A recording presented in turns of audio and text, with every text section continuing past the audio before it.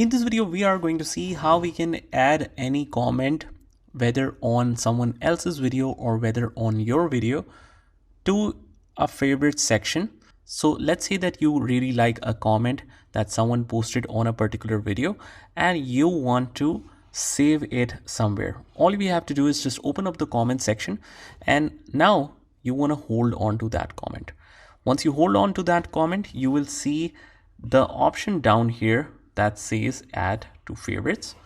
So we click on that and then it will be added to the favorites.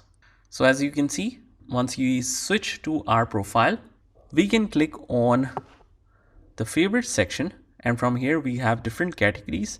We have also one with the comments. So whatever comment you marked as favorites will appear here.